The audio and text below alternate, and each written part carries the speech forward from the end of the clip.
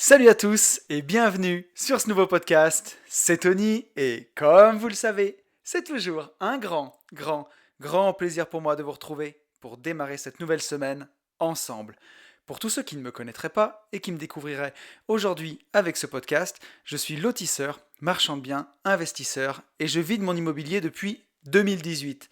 J'ai écrit un livre qui s'appelle Riche de liberté, dans lequel je vous explique comment réussir à atteindre votre indépendance financière grâce à la division foncière, en faisant des divisions de terrain.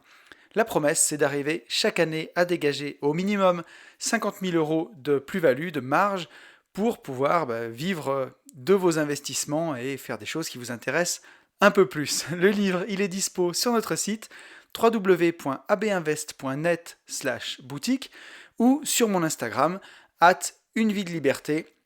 Vous verrez, j'ai même mis plein de stories, travaux pour voir la division foncière en action. Et mon compte Insta, c'est là où vous pouvez suivre toutes mes pérégrinations. C'est là où je suis le plus présent. Et ce podcast où on se retrouve chaque semaine, il s'appelle lui aussi Une vie de liberté. Et on parle de développement personnel, de finances personnelles et de tous les moyens pour arriver à avoir une vie plus libre, que ce soit dans les poches, mais surtout dans la tête. Alors avant de démarrer ce podcast, cette semaine, j'ai un invité exceptionnel, c'est Jean Laval. Donc je vais en parler un petit peu tout à l'heure. Pour tous les gens qui tomberaient sur ce podcast, qui voudraient aller directement à l'interview de Jean, à l'entretien qu'on a eu tous les deux, vous pouvez avancer vers 12-13 minutes de podcast. Voilà. Et pour tous les autres, on va faire comme on fait à chaque semaine. On va revenir sur le podcast de la semaine précédente. Voilà. Ceci est dit et devait être dit. Donc, on va reprendre le cours du podcast. Je voudrais faire un grand merci à tous les gens qui m'ont mis un petit message, ou un petit mot suite au podcast de la semaine dernière. Vous êtes nombreux.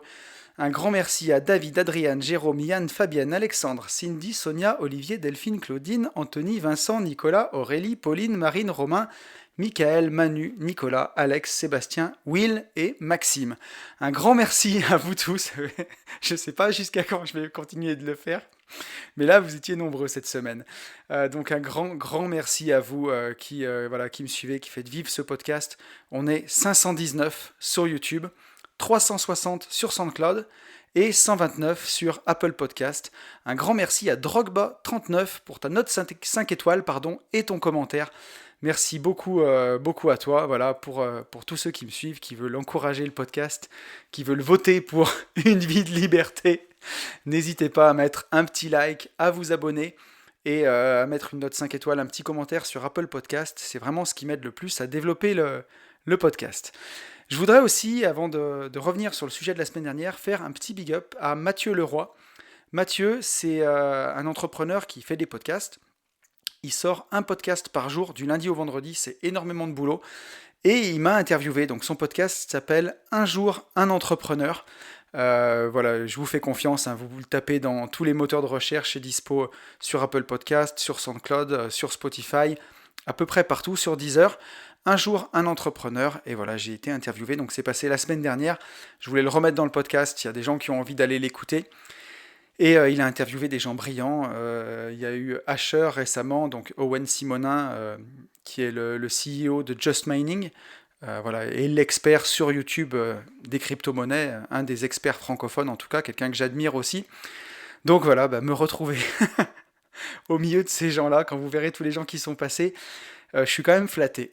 Voilà, je sais pas si j'y ai ma place, mais en tout cas, moi, j'hallucine un peu, ça me fait très plaisir. Donc un grand merci encore à toi, Mathieu, pour ce moment qu'on a passé ensemble. J'ai trouvé ça top, et je vous invite à aller l'écouter et à aller voter pour Mathieu, vous aussi.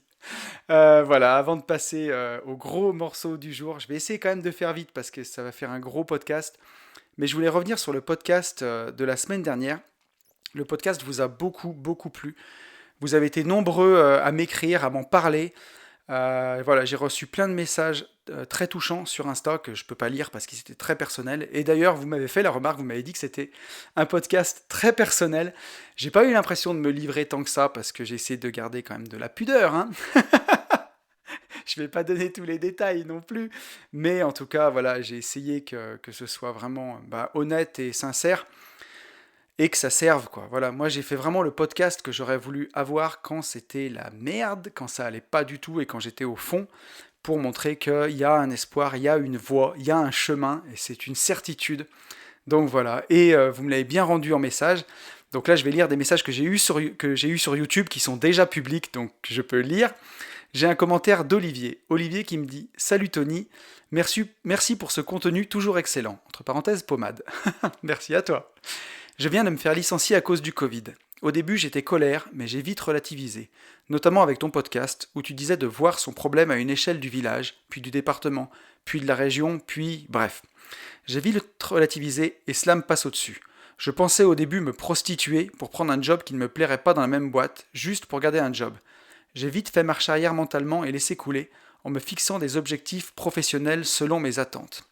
Donc là, je vais déjà m'arrêter là, pour dire que c'était un des messages du podcast, de dire que quand on traverse une crise, crise, c'est aussi une période pour se remettre en question, trouver les cadeaux cachés et trouver les opportunités. Je ne vais pas refaire le podcast, mais là vraiment on le voit, Olivier, il a eu envie de tout de suite repartir pour tout de suite avoir un boulot. Puis finalement, en faisant machine arrière, il a vu que c'était peut-être un moment de se remettre en question et de se fixer des objectifs professionnels qui ont du sens. Et je trouve que bravo à toi, Olivier, en tout cas. Ça a beaucoup de sens, ce que tu dis, et je pense que c'est... faut voir ça, forcément, perdre son boulot, c'est pas un plaisir, mais il faut voir ça comme une chance de rebondir dans peut-être quelque chose qui aura plus de sens pour toi. Bon, je vais édulcorer un peu la suite. Autant sur mon deuxième podcast, les Gentlemen Investisseurs, on dit les gros mots, autant sur Une vie de liberté, on garde un peu une ambiance un peu plus relax. Donc voilà. Olivier qui poursuit. Par contre, tu es sûr qu'on ne doit pas se venger, car il y a 2, 3, on va dire, connards, qui, en léchant les bonnes bottes, on va dire, sont restés, et ça me gonfle à un point. Je ne suis pas très patient à attendre sur le bord de la rivière, lol. Est-ce qu'on doit vraiment se venger? Alors, la phrase, ce que nous dit Olivier, attendre au bord de la rivière, c'est une citation de Lao Tse, si je dis pas de bêtises, qui dit que si ton ennemi t'a fait du mal, plutôt que de te venger, assieds-toi au bord de la rivière et tu verras bientôt passer son cadavre.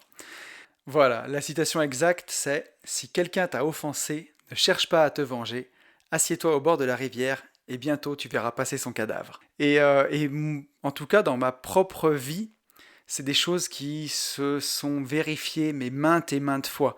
Que ce soit dans mon précédent travail, quand j'étais entrepreneur de travaux publics, où j'ai eu quelques clients qui étaient odieux, desquels j'aurais bien voulu me venger, peut-être à l'époque, et en fait, en ne faisant rien, et juste en patientant, des gens qui sont infects avec moi, ils étaient infects avec tout le monde, et ils ont eu leur vengeance, quoi. Typiquement, j'avais un client qui parlait mal à tout le monde, prenait tout le monde pour ses chiens, il parlait mal à tout le monde, et un jour, il s'est mis à parler mal à un électricien sur un chantier, un peu brut de décoffrage. L'électricien lui a posé une patate en travers de la gueule. Et voilà quoi, je veux dire, il y a un moment on peut être odieux avec tout le monde, mais il faut faire attention avec qui on est odieux. Et ce jour-là, le gars, il avait peut-être bien moins de manières que les autres et bien moins de, comment dirais-je, de barrières psychologiques. Et il est resté franc du collier, fidèle à lui-même, il lui a posé une pêche. Bon, tu vois, j'ai rien eu besoin de faire et il a vengé beaucoup de monde le jour où il a fait ça. Voilà. Donc ça, c'est des choses quand même à avoir en tête. Et c'est beau. Et pour aller encore plus loin, ouais, tu vois, au moment où j'ai lancé ce podcast, par exemple, je sais qu'il y a des gens qui rigolaient. Et voilà, je ne sais pas si on peut dire que le podcast a pris ou pas. En tout cas, je sais qu'il rigole moins. Et donc, et j'ai rien fait pour ça. Donc voilà, peu importe. Mais et d'ailleurs, il faut faire les choses pour soi au final.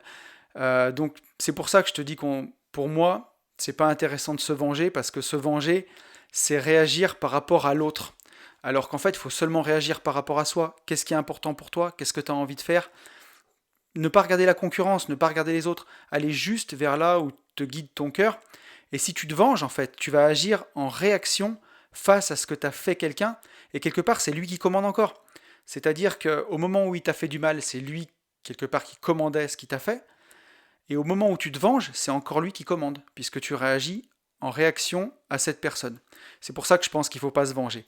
Et je pense que cette phrase de Lao Tse, elle est on ne peut plus vraie, puisque voilà, moi en tout cas je l'ai vu beaucoup de fois, où il n'y a rien à faire, quoi. Souvent le destin ou le karma, comme dirait mon pote Yann, se charge de remettre les compteurs à zéro.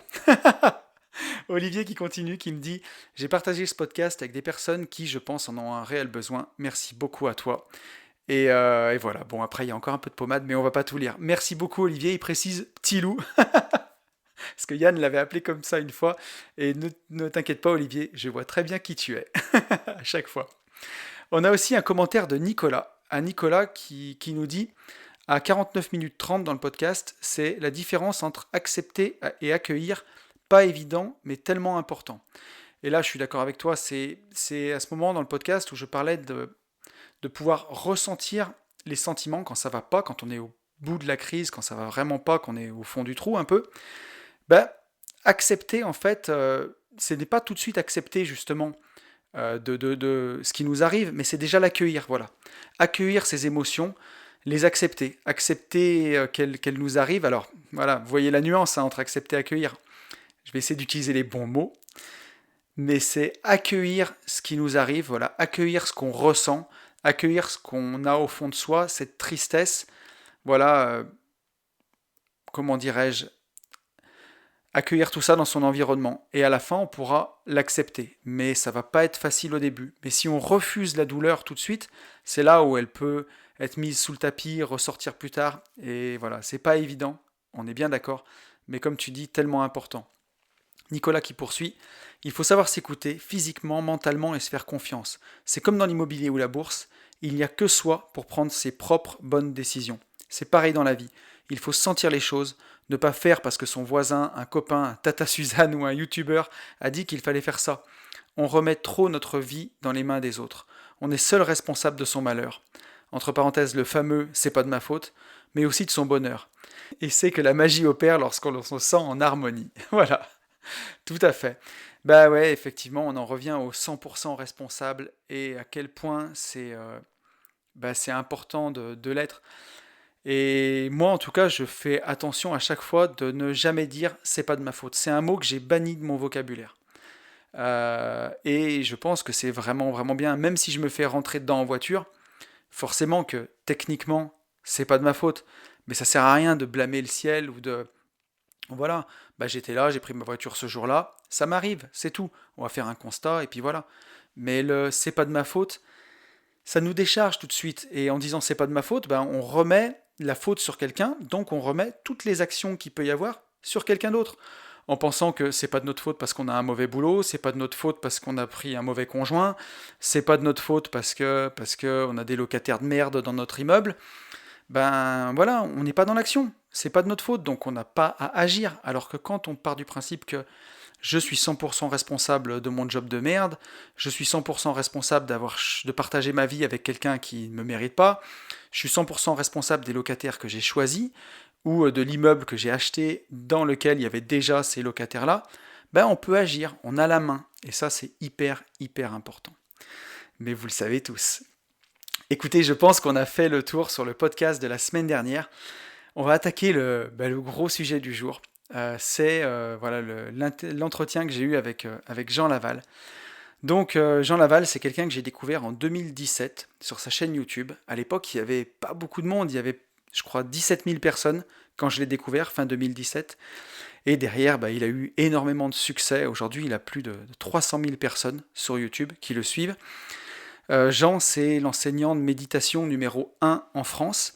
Il a une chaîne YouTube où il parle beaucoup de développement personnel, il parle aussi de liberté, un peu financière, de quitter la rat race aussi. C'est hyper intéressant. Moi, à l'époque où j'étais pas très très bien dans mon job, la dernière année, avant que je quitte la rat race justement en 2018, il m'a accompagné tout au long de mon année grâce à ses vidéos, parce qu'il sortait une vidéo par jour. Donc chaque fois que je montais dans ma voiture à 5h du matin, je regardais une petite vidéo de Jean, la vidéo qu'il avait fait la veille. Et c'était hyper inspirant. C'est quelqu'un qui m'a beaucoup aidé. Il nous a fait, voilà, on a fait un super entretien, vous allez voir, très inspirant. Il y a vraiment des pépites. Jean, c'est quelqu'un d'authentique et voilà, c'est un modèle de réussite. Il est parti de zéro et il a créé vraiment toute une entreprise, tout un écosystème autour de sa passion. Donc c'est hyper intéressant. Il a aussi fait un excellent livre qui s'appelle L'Encyclopédie du Bonheur. Et voilà, écoutez, je ne peux pas bien en dire plus. Je vous laisse en compagnie de Jean et je vous retrouve à la fin du podcast. Donc, comme je vous le disais dans l'introduction de ce podcast, cette semaine, j'ai la chance de recevoir un invité qui m'a énormément inspiré, qui me fait l'honneur d'une interview et ça me fait extrêmement plaisir. Cette personne, c'est Jean Laval. Comment tu vas, Jean? Très bien, Anthony. Ton introduction m'a fait sourire. Alors, on ne le voit pas parce qu'on est dans un podcast, mais je souris en tout cas. Je vais très bien. Bon, top. Ouais, bah écoute, j'ai été en tout cas très flatté que tu acceptes. Ça me fait très plaisir parce que mes auditeurs fidèles du podcast connaissent un peu mon histoire maintenant. Mais il y a quelques années, j'étais englué dans ma rat race, comme on dit, très Mhm. malheureux. Et j'ai découvert ta chaîne en 2017 et dans ces moments-là, c'est une chaîne qui m'a énormément aidé, voilà, qui m'a donné un petit peu d'espoir et tout ça, qui m'a aidé dans les moments difficiles. Donc Tu m'as découvert plus ou moins au début, 2017. J'ai dû commencer en ouais, ouais, 2016, je crois. Ouais. je crois que quand je t'ai découvert, je veux pas dire de bêtises, mais sur YouTube, tu avais 17 000 abonnés, je crois, Ouais, quand je m'y suis mis. ouais. Et après, c'est vite monté. Il y a une montée Ah ouais, très rapide de. Je suis passé de 10 000 personnes qui me suivaient à 80 000 en 4 mois, quelque chose comme ça. C'était à partir de janvier 2018 à. ouais. Et là, c'est parti, quoi. C'est à partir du moment donné où j'ai Mais commencé à m'y mettre à fond, à le faire tous les jours, à le faire d'une manière plus stratégique, à réfléchir à ce que je fais. Et, euh, et le fait de le faire tous les jours, c'est ça qui a décollé, quoi. Mais ouais, justement, bah, on en parlera un petit peu dans le podcast, mais ça a été assez fulgurant, ouais, le succès. Ouais, bah, je pense que ça, c'est vachement basé sur le fait que bah, déjà, je me prenais pas la tête, je me prends toujours pas la tête, mais Mm. que c'était très naturel, il y a pas de coupage. Alors, principalement sur YouTube, parce que s'il y a des gens qui vont voir ce que je fais, sur Facebook, il y a des coupages, parce que du coup, faut que ce soit plus Ouais. court. Mais voilà, le cœur de ce que je fais, c'est sans coupage, c'est de l'impro, et c'est juste des bonnes vibes, sans se prendre la tête, quoi. Et je pense que les gens en ont besoin Mais, de pas se prendre la tête. mais c'est sûr, et on ressent vraiment beaucoup l'authenticité, et ça, c'est important. C'est comme ça qu'on connecte vraiment avec les gens aussi. Mhm. Entièrement d'accord. Quand on est nous-mêmes et quand on se sent aussi accepté d'être nous-mêmes. C'est un autre point qu'on n'entend pas assez parler, je trouve. Dans le développement personnel en général, on dit sois toi-même. Ouais, Être soi-même, c'est bien, c'est essentiel, parce que ça dépend uniquement de toi. Mais il y a aussi un autre aspect qu'on ne parle pas, c'est est-ce qu'on a l'impression que l'autre nous autorise à être soi. Et ça, c'est ouais. important parce que ça nous définit un petit peu est-ce qu'on s'autorise à être avec cette personne ou pas après par la suite. Parce qu'on peut être soi-même, je peux être moi-même entouré de personnes, mais ces personnes, j'ai pas l'impression qu'elles m'acceptent. Du coup, pourquoi je devrais rester Mm. à côté d'elles, quoi. Donc cette notion d'authenticité et d'acceptation, elle va dans les deux sens. Ouais, comme tu dis. Moi, je sais que, tu vois, pour le podcast que je fais, celui Une vie de liberté, celui sur lequel on est aujourd'hui, Mhm. je parle tout seul pendant 1 heure, quoi, tu vois, et les gens m'écoutent et je mets beaucoup de moi dans ce podcast, de ma vie, du perso. Et le fait de sentir que les gens valident et apprécient, bah, ça fait du bien parce que, ouais, t'es authentique, t'es toi-même et tu sens que t'es validé là-dedans aussi. Ouais. Et c'est bien de partager parfois des petites histoires, parce que souvent, Ouais. on n'entend pas assez d'histoires dramatiques d'où les gens viennent. On est habitué à voir Instagram, que tout va bien. Il y a des gens, ils ont de la chance, d'autres, ils en Mm. ont pas. Mais au final, on réalise pas que ceux qui ont soi-disant cette chance, c'est eux qui l'ont créée. La plupart d'entre eux, ils l'ont pas hérité. La plupart d'entre eux, ils ont passé par des moments difficiles. Ils ont dû peut-être plus travailler que la moyenne pour en arriver là et enfin atteindre cette liberté. Et comme tu le dis, quitter la rat race, courir dans tous les sens tout le temps, quoi. Ouais, complètement.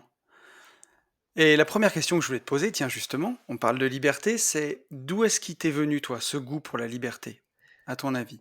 Alors, c'est très simple, c'est le fait de voyager. Parce que en Ouais, voyageant, moi j'ai vraiment vécu ce mélange du coup de envie de liberté totale et de quitter la rat race en même temps, de m'en ok, de m'informer parce qu'en fait, en voyageant, ben, on a besoin de sous. Alors on a besoin de beaucoup moins que ce que les gens pensent. On ouais, n'a pas besoin de milliers d'euros pour voyager. Alors par contre, il faut accepter de sortir de sa zone de confort, de dormir parfois sur des canapés, parfois de dormir dehors. Bon, c'est pas pour tout le monde, hein, mais en attendant, voyager au sens propre, on n'a pas besoin de tant d'argent que ça. Mais à un moment ouais, donné, il va falloir quand même travailler. Et quand tu voyages et que tu parles pas bien de langue, bah, les boulots qu'on te propose, c'est pas les plus fun. faire la plonge, faire des ménages. Voilà, parce que tu parles pas, donc on te met à un poste où tu fais un robot, quoi. Et donc, Bah ouais. forcément, à ce moment-là, moi, je le faisais à chaque fois pour pouvoir continuer de voyager. Donc, pour te donner une idée, en général, je travaillais soit une semaine, soit 2 semaines, soit un mois au plus tard, enfin au plus long, afin d'avoir Ok. assez d'argent, soit pour mettre de l'essence dans mon van et continuer de voyager, soit prendre un billet d'avion et aller en Asie. Et à un moment donné, j'en avais marre en fait de cette routine de, ok, ben pendant une semaine ou un mois, je fais quelque chose que j'aime pas pour pouvoir après aller faire quelque chose que j'aime. Je me suis dit, il y a bien une solution pour faire ce que tu aimes tout le temps. Et, Ouais, et c'est là que bien l'idée sûr. est venue et que. Alors au début, je me suis lancé sans savoir où j'allais, hein. Pour être honnête, il y avait des gens qui C'est- apparemment gagnaient leur vie en faisant des vidéos. Voilà, bah, j'ai fait pareil sans savoir où j'allais, sans savoir ce que je faisais. Euh, et puis, C'était vraiment la question que j'allais te poser, tu vois, c'est quand tu as commencé, tu t'es dit, il y a des gens pour qui ça marche, je vais essayer et on verra bien, tout simplement. et c'est exactement ça, je me suis lancé sans savoir. En fait, il y avait cette phrase que je connaissais. Alors, j'ai toujours aimé les citations. J'ai plein de citations dans ma tête. Alors, parfois, je les modifie parce que quand t'en as plein, à un moment donné, tu commences à les mixer. Mais il y a cette citation de le mec de Virgin, là, Richard, comment il s'appelle? Richard Branson. Richard Branson. Il dit quand une personne te propose une opportunité, dis oui, même si tu ne sais pas faire ce qu'on te demande. Et en fait, c'est ça. C'est que moi, j'ai vu une Mm. opportunité dans le sens de pouvoir voyager et faire quelque chose qui est en accord avec mes valeurs. Donc, ne pas faire un boulot Ouais, que juste pour l'argent et voyager. Parce qu'à un moment donné, je me suis intéressé au commerce international. Sauf qu'il y avait souvent cette dynamique de vendre des ouais. produits que je considère vraiment inutiles et qui ajoutent aucune valeur dans la vie des gens. Et là, je me suis dit, est-ce que ça me correspond vraiment? Et la réponse était non. Et là, du coup, Ouais. apparemment, vraiment, c'était ça dans ma tête, hein. Apparemment, il y a des gens, ils font des vidéos et ils gagnent des sous comme ça, tu vois, et tu peux voyager et faire des vidéos. Bon, sauf que la réalité a été la suivante. Un an plus tard, j'avais que des revenus de la pub et je gagnais 1 dollar par jour. Donc, euh, à ce Ouais, moment-là, ça va pas suffire. je me suis dit, Jean, bon, c'est bien de croire que le long terme, à un moment donné, il va y avoir quelque chose qui va démarrer, mais à un moment donné, il faut voir la réalité telle qu'elle est. Donc là, je me suis pris une grosse claque. Et là, j'ai commencé à me renseigner un petit peu Ouais, sur ce qui se faisait sur Internet, à me documenter et à prendre la chose un peu plus au sérieux parce que je commençais. En fait, j'ai eu la chance de travailler dans des fermes de cannabis en Californie et donc du coup, j'avais pu mettre des sous de ouais. côté et je vivais littéralement sur des économies. Parce que tu peux pas vivre en Europe avec ou même en Asie la plupart du temps avec 1 dollar par jour, quoi. Et ça se C'est complique. compliqué, oui. Voilà. Donc les choses ont démarré comme ça, si tu veux, dans entre guillemets, on pourrait appeler ça de la naïveté, de juste imaginer que Ouais, voilà, tout va tomber du ciel. J'avais lancé même à un moment donné que tu avais sûrement pu voir, du coup, vu que tu me suivais il y a très longtemps, j'avais lancé un Tipeee ouais. et j'avais cette idée très moine bouddhiste que juste les gens allaient me donner des sous et que j'allais pouvoir faire les choses.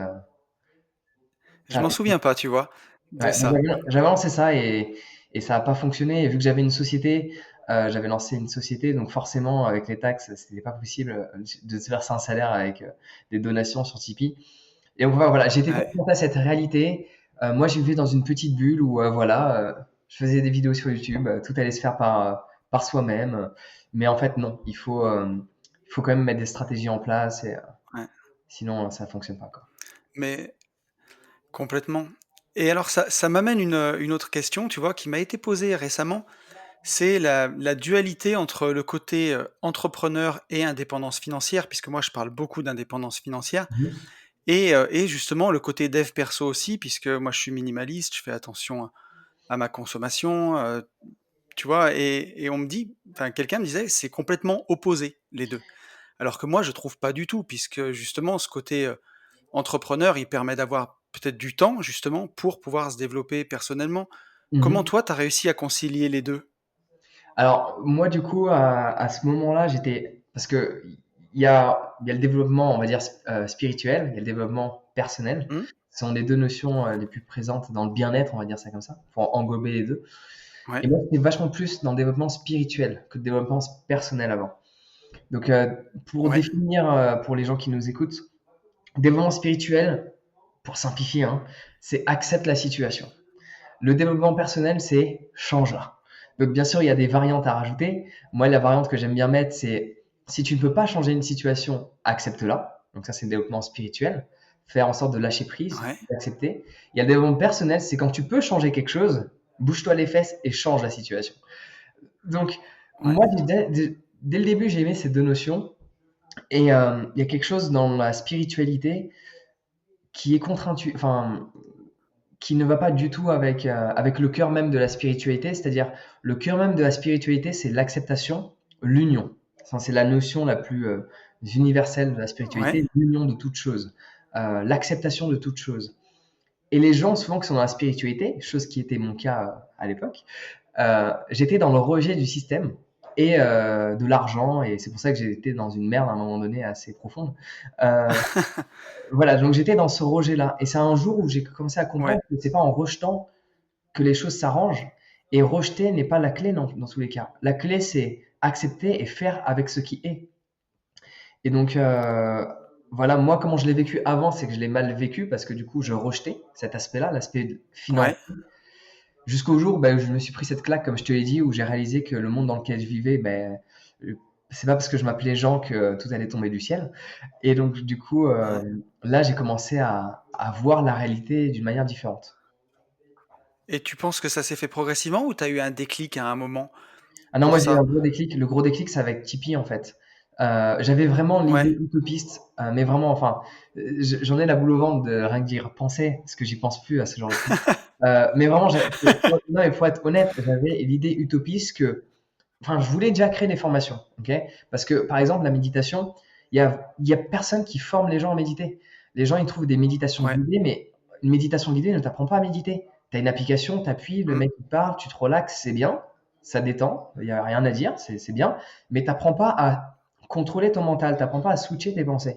Donc j'avais vraiment déjà cette Ouais. envie de former les gens, et j'avais cette idée utopiste de me dire, voilà, les gens ils me donnent des sous, ceux qui peuvent donner, ils donnent, ceux qui peuvent pas donner, ils donnent pas. Et donc, du coup, ben, ça me permettra de créer des formations, de les offrir à tout le monde. Sauf que bon, j'ai Mm. réalisé qu'il y avait des frais, que pour que les gens fassent des montages vidéo, etc., tu as des gens qui répondent aux mails, un salarié, des freelances, ben, ça coûte des sous. Les gens, ils ont besoin de manger aussi, donc il faut les payer. Ouais. Et, euh, et là, c'est là, à ce moment-là, je me suis pris une claque en disant que ça peut pas fonctionner comme ça, que je peux pas, enfin, je recevais pas assez de donations pour pouvoir faire ce que j'avais envie de faire. Ouais. Et là, il y a eu un gros déclic en me disant, je peux pas continuer comme ça, quoi. Et Ouais. voilà. Tu sais, ça me fait penser à une chose où, avec mon podcast, avec Une vie de liberté, avec le temps, je me suis mis à donner un petit peu de coaching à côté pour des gens qui avaient besoin d'avancer. Et voilà, moi, je me disais, bah, j'ai atteint déjà l'indépendance financière. Les gens donneront ce qu'ils veulent. Et en fait, il y avait des gens qui n'étaient pas du tout impliqués du coup. Ils venaient Mhm. en coaching, mais comme ils donnaient ce qu'ils voulaient, ils donnaient pas grand-chose, et ils s'impliquaient pas du tout, et ils avançaient pas. Et le fait derrière d'avoir mis des vrais prix et un vrai cadre, bah, les gens avancent beaucoup plus parce qu'ils ont payé, quoi. Alors, entièrement d'accord. Alors, déjà, en plus, ça, on peut le voir, ce que tu viens d'exprimer, on peut le voir sur deux aspects. L'aspect psychologique et l'aspect énergétique. Donc, en fonction de qui nous écoute. Donc, l'aspect énergétique, déjà, c'est que Ah, il y a une histoire de Yogi Bhajan, donc c'est le master de Kundalini Yoga qui, dans les années 60, est arrivé aux États-Unis, etc. Et à un moment donné, il y avait des SDF qui venaient à ses cours. Et donc, il avait conscience que les SDF n'avaient pas d'argent. Il leur a dit, par contre, il faut payer. C'est pas possible parce qu'il y a un échange énergétique. Je vous donne quelque chose. Il y a une loi fondamentale qui est la loi de l'échange. Tout s'échange d'ailleurs. mhm, Si on regarde la nature, quand les feuilles tombent de l'arbre, ça crée de la microbiologie après dans le sol qui crée de nouvelles du coup, bactéries et il y a une fermentation qui se fait. Donc il y a un ouais, échange permanent entre toutes choses. L'histoire de gratuit en fait n'existe pas. Il y a toujours ouais, un échange de reconnaissance, un échange de financier parfois. Parfois c'est un échange de tendresse émotionnelle. Mais il y a mhm, toujours un échange quelque part. Et donc, il y a cette notion énergétique où il faut absolument qu'il y ait un échange, que ça circule, d'où le fait que l'argent en anglais, on appelle ça de plusieurs manières, mais il y a un des termes qui s'appelle currency, donc current, donc il y a le courant, le fait que ce soit en ouais, flot, quelque chose qui circule. Et sur l'aspect psychologique, où ça a été étudié et étudié. Et moi, je recommande aux gens de faire un test. Un jour, tu as un ami qui t'offre un livre, la plupart des gens ouais, ne le lisent pas. Et si par contre, tu as une personne que tu admires, une personne que tu considères sur quel que soit l'aspect de la vie, et elle te dit, achète ce livre, il va changer ta vie. Et que ce livre coûte 100 Mhm. euros, déjà, la personne va le lire, contrairement à Ouais. l'autre qui lui a été offert, qui a de grandes chances que si elle ne met pas déjà de la valeur sur l'auteur, elle ne le lise pas. Et en plus, c'est prouvé que Mhm. la personne elle va retenir plus d'informations. En d'autres termes aussi, psychologiquement, on appelle Ouais. ça la proximité. Et quand on est près, en fait, de l'information, autre exemple pour illustrer ce que tu venais de dire, tu vas à Ouais. une conférence. Il y a différents prix en général dans des conférences. Tu as ceux qui sont au fond de la salle, ceux qui sont devant. Ceux qui sont devant, bon, en général, ils ont des petits cadeaux supplémentaires, etc. Mais la différence, c'est que vu qu'ils ont Ouais. mis un prix plus élevé, ils vont vraiment développer une écoute qui va être beaucoup plus active que la personne qui va être au fond, qui va peut-être dialoguer avec ses amis parce qu'elle a payé que 20 euros et qu'elle considère ça OK. Ouais. Donc ça, c'est vrai que ça a un Bien impact sûr. considérable. Ça, et ça a été étudié, hein, c'est pas juste nous qui le disons. Il y a eu plein Ouais, d'études mais là-dessus. c'est sûr. Et tu vois, j'ai fait un podcast il y a quelques semaines justement sur cette notion de valeur, parce que je suis confronté autour de moi à des gens qui parfois héritent, comme je suis dans le domaine de l'immobilier, tu vois, Mhm. et, euh, et comme cet argent-là, ils ont fait aucun effort pour l'avoir, et parfois on parle de sommes à 5 chiffres, qui sont dilapidées, sommes à 5, parfois 6 chiffres, pardon, qui sont dilapidées n'importe comment, alors que c'est des gens qui vont faire des économies, tu vois, de 3 euros au supermarché. Ouais. Il y a une L'argent est Ouais, perçu de façon différente parce qu'il y a eu aucun effort à faire pour l'avoir, quoi. ouais. Moi, je trouve que c'est important aussi. Enfin, c'est extrêmement valorisant par rapport à soi, en fait, de voir d'où on vient, en fait. Et Mmh. tu vois, parce que avant, genre, quand j'avais, je sais pas, 14, 15, 16 ans, je me suis dit, tiens, si je gagnais au loto, ce serait bien. Qu'est-ce que je pourrais faire avec, ta, ta, ta, ta, ta, ta. Mais avec du recul, Ouais. en fait, c'est pas fun. Genre, je suis content de ne pas avoir gagné au loto. Et je le dis honnêtement, parce Mais que oui, quand je vois où je suis et je vois d'où je viens, et je vois la difficulté qu'il a fallu, parfois les dizaines d'heures, ça se rapproche de la centaine d'heures à la semaine parfois, euh, mmh, c'est extrêmement valorisant et on est fier de soi plutôt que d'hériter. Alors c'est vrai que ça peut être cool, on peut être heureux, mais c'est pas la même chose que l'on développe en soi. On développe pas déjà de la fierté. Et aussi, surtout, mmh, on peut aller beaucoup plus loin.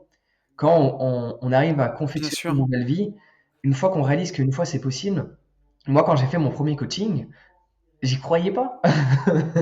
Je- Ouais, Mon premier coaching que j'ai fait sur Skype, je me suis dit, mais c'est vrai ou quoi? Enfin, je me souvenais de moi avant, mais je suis là en train de faire un coaching. Mais ouais, les choses évoluent considérablement, quoi. Mais en y repensant, ouais, moi, en voyageant, il y a des gens, ils m'ont coaché. Alors du coup, ça s'est manifesté différemment. Il n'y avait pas forcément un échange financier, mais il y avait un échange où je les aidais à travers ce qu'ils faisaient. Je les aidais à travers mon temps et mon énergie. oui, Mais voilà, il y avait toujours cette dynamique d'échange permanent. bien sûr. Mais c'est ça, puis tu vois, moi j'ai l'impression, j'ai passé des années et des années à galérer dans un boulot qui me plaisait pas, mais à construire mon indépendance brique par brique à côté avec l'immobilier. Et le jour où je l'ai atteint, j'ai pu lâcher mon boulot. J'avais même tellement l'impression que c'était un cadeau que tout ce que je fais sur internet, j'ai créé un livre sur l'immobilier, j'ai l'impression de rendre, tu vois. Je pouvais pas me contenter de rester dans mon coin et profiter de ce que j'avais construit tout seul. J'ai l'impression qu'il fallait que je rende tout ce que j'ai reçu, même si c'est moi qui l'ai construit. Mhm. Ouais, entièrement d'accord. Mais tu vois, et ça en plus c'est beau. Et les gens parfois n'en prennent pas conscience parce que en France, il y a énormément de préjugés sur l'argent. Enfin, ayant voyagé, j'ai fait Ouais, 32 pays, je peux te garantir que en France, même tu vas dans des pays pauvres, ils ont pas, ils sont pas aussi fermé sur la discussion de l'argent que ce que l'on est ouais, en France. Et donc, du coup, quand toi, par exemple, tu parles d'immobilier ou une autre personne va parler de bourse ou une personne va parler de quoi que ce soit, il manquerait plus que la personne en plus parle de bien-être et de spiritualité, elle se fait fusiller. Alors que, non, mais ça, c'est la cerise sur le gâteau, hein. Alors que ça permet ouais, aux gens de changer leur quotidien, de changer leur vie, parce que si une personne l'a fait, une autre peut le faire. Et, et on vit dans un âge d'information où en fait on peut récolter des informations gratuites qui ont de la valeur et parfois des informations payantes qui, évidemment, il y a certaines informations, elles restent payantes parce qu'elles ont tellement de valeur que tu n'as pas envie que tout le monde les écoute et tu as envie aussi qu'il y a des gens qui s'investissent. Donc ces deux notions sont forcément oui, totalement OK. Mais et toi, dans cette dynamique-là où par exemple toi, tu as réussi dans ton domaine, tu partages, euh, tu partages ce que tu as réussi, tu vends des trucs reliés à ça. Et les gens vont considérer ça comme, en anglais, on appelle ça un spam, un scam. Enfin, ils vont considérer ça comme étant Oui, une une arnaque, arnaque, tu veux dire? etc. Mais ils disent pas qu'en fait, l'arnaque, c'est l'école d'aujourd'hui. Tu restes assis sur le Ouais. banc de l'école. Il y en a, ils payent des 10, 15 000 balles à l'année pour avoir un diplôme qui, concrètement, même si ça peut choquer l'ego de beaucoup de personnes, n'a aucune valeur. Et on a de Ouais. moins en moins. Et c'est pas avec un diplôme. À l'heure actuelle, les gens qui ont des bacs plus 5 et des bacs plus 8, en termes de pourcentage, la plupart galèrent à trouver un boulot. Après, quand ils en trouvent un, bon, parfois ils s'en sortent bien. Mais la plupart, ils ont ce diplôme et ils savent pas où trouver du travail parce qu'ils sont trop chers par rapport aux sociétés qui sont surtaxées et donc du Mhm. coup, elles veulent pas les embaucher à ce prix-là, machin, etc. Enfin, il y a plein de facteurs qui font que. Mais voilà, l'arnaque, c'est l'école d'aujourd'hui. C'est pas ce que des personnes qui ont réussi. Moi, personnellement, entre payer rien que 5 000 euros une école à l'année, donc déjà, il n'y en a pas beaucoup à ce prix-là, c'est soit Mhm. gratuit, soit c'est plus de 10 000 en général. Mais entre payer 10 000 euros l'année une école où il y a des profs qui n'ont jamais vraiment réussi dans un domaine d'activité, parce que la plupart des profs de français n'ont jamais Mais écrit bien un sûr. livre qui s'est lu à des milliers d'exemplaires. La plupart des profs d'économie n'ont jamais eu une société. La plupart des profs de musique n'ont jamais fait de la musique en termes de professionnels. Donc en fait, tu as plein de personnes qui n'ont jamais Bien quitté sûr. l'éducation. En fait, ils ont juste appris à éduquer, mais ils n'enseignent pas quelque chose qui est basé sur une réussite existante. Moi, personnellement, je C'est préfère ça. acheter le livre, la formation, l'événement d'une personne dont je sais qu'elle a déjà réussi, parce qu'elle va me parler de quelque chose qui est concret. C'est Mhm. pas juste des théories, c'est de la pratique. Et Ouais. c'est comme ça qu'on peut avancer beaucoup plus rapidement. Mais c'est d'une évidence. Et tu vois, ça résonne encore plus en moi qui ai fait un bac plus 5 et qui a un niveau d'ingénieur. Et quand j'ai cherché du boulot, donc tu vois, ça remonte à une quinzaine d'années que j'ai eu mon diplôme. Je suis Et sorti de encore, l'école, mais et encore j'étais les dans... ingénieurs, tu vois, ils sont favorisés, hein, parce qu'il y a de plus en plus d'agences qui recrutent des ingénieurs pour les sociétés. Et encore, Oui, ingénieur, tu vois, c'est, mais ouais, c'est pas le pire parce que encore, c'est assez généraliste. Mais tu vois, quand j'ai vu les boulots qu'on me proposait derrière et ce que j'ai fait, d'ailleurs, je suis resté que 6 mois à mon compte parce que c'était impossible, quoi. Mhm. Et c'est dingue. Et c'est effectivement, et tu vois, quand j'ai découvert après tout ce domaine de l'immobilier, de l'indépendance financière et sur Internet, j'ai pris une vraie claque au début. Et je pense, tu vois, même que j'étais tellement formaté qu'il m'a fallu 6 mois avant de me dire ces gens-là, sont pas des arnaqueurs, ou en tout cas pas tous, pas la majorité. Et c'est ce qui montre, c'est possible parce qu'ils l'ont vraiment fait. Mhm. Mais il faut une détox mentale qui est incroyable, quoi. Ah, mais ça c'est sûr. Et de toute façon, après, il faut juste se renseigner. S'il y a des personnes qui ont des doutes, Oui, on a le droit d'avoir des doutes sur des gens. Il y a des gens qui sont plus ou moins honnêtes, d'autres plus ou moins malhonnêtes. Il y a des gens, ils vendent des programmes, mais ils savent pas ce qu'ils racontent vraiment. Euh, Tu vois, il y a des gens, par exemple, bon, je citerai pas le nom, mais tu vois, j'ai déjà vu plusieurs fois des pubs d'une personne qui vend des programmes sur comment développer ses réseaux sociaux. Sauf que cette personne, elle n'a pas développé ses réseaux sociaux en partant de zéro. C'est une personne qui a réussi dans le milieu de l'acting, donc en tant qu'acteur. Et en tant ouais, qu'acteur, après, donc cette personne a automatiquement des gens qui le suivent. Elle vend une formation sur comment développer ses bien réseaux sûr. sociaux. Cette personne n'est pas légitime à le faire. Elle est légitime, certes, à dire comment devenir acteur et Mm. comment réussir en tant qu'acteur, mais elle n'est pas légitime en disant Ouais, comment développer les réseaux sociaux parce qu'elle n'a pas su les développer. Les gens sont venus à elle parce que elle est célèbre. Donc, et ça, les gens ouais, avec du bon sens, ils peuvent se renseigner. Quand on voit une pub ou quand bien on sûr. voit une vidéo, il faut juste se renseigner un peu sur la personne. En cherchant, on trouve. C'est pas très compliqué. Ouais, Euh, c'est pas très compliqué aujourd'hui. Mais je suis d'accord avec toi, complètement là-dessus, c'est sûr. et, euh, et- Euh, j'allais te- Oui, tu voulais ajouter quelque Non, chose? non, non, je t'écoute. Ouais. J'allais te demander justement parce que ça fait maintenant bientôt, ça te fait 3 ans, si tu m'arrêtes si je dis des bêtises, mais que tu fais une vidéo par jour presque. Alors, j'ai commencé les vidéos à chaque fois. Alors, je suis pas très bon en me souvenant des dates euh, parce que je me focalise soit sur le présent, soit sur le futur et très peu sur le passé. Oui. C'est juste une philosophie de vie. Et, euh, donc, du coup, j'ai dû commencer en 2016. À ce moment-là, je faisais juste une vidéo par semaine ou une toutes les 2 semaines. Puis à un moment donné, je suis passé à deux, puis zéro pendant 2 mois. Enfin, c'est très aléatoire. Et c'est à partir de décembre 2017, parce que là, je me souviens de la date, hein, Ouais. je vais même te dire les vidéos qui ont fait que ça explose. À partir de décembre 2017, j'ai fait une vidéo tous les jours, jusqu'à il n'y a pas si Ouais, longtemps que ça, où j'ai pris la décision d'arrêter complètement. Euh, d'accord. j'ai fait ça pendant 2 mois, j'ai pas sorti une seule vidéo. Et puis là, j'ai repris une vidéo par jour. En fait, j'ai eu une envie d'avoir plus de Ok. temps. Je développe un centre de yoga. À côté de ça, j'ai une agence de Oui. communication. Enfin, tu vois, j'ai développé pas mal de trucs. Et, euh, et j'avais Ouais. envie, surtout le centre avec les architectes, les machins, enfin, ça prend un temps fou. Et donc, du coup, j'avais envie Ouais. de mettre ça de côté. Au final, le message des gens, bah, ça m'a touché. J'ai vu pas mal de messages qui étaient très touchants. Et ça me manquait de faire des vidéos, pour être honnête. Donc voilà, Ouais. donc, pour simplifier, j'ai passé plus ou moins 3 ans à en faire une tous les... Enfin, je rectifie. J'en ai pas fait une tous les jours. Pendant un an, j'en ai fait concrètement, c'est-à-dire créé, fait une tous les jours et Ouais. publié une tous les jours. Mais au cours de ces 3 dernières, enfin, du coup, ces 2 dernières années, sur 3 ans, j'ai publié une vidéo tous les jours, voire parfois deux, Ouais. parfois plus. Mais sinon, je crée plus une vidéo tous les jours. Maintenant, je vais faire des séries de 3 ou Ouais. 5 vidéos tous les 2 ou 4 jours, quoi. Oui. Ouais. Parce que c'est ce que j'allais te demander. Moi, je vois le travail que c'est de faire 2 podcasts par semaine.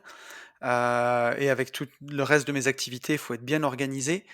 Euh, est-ce que tu auras un conseil à donner ou un petit tips ou un truc essentiel sur la façon dont tu t'organises justement pour faire tout ça?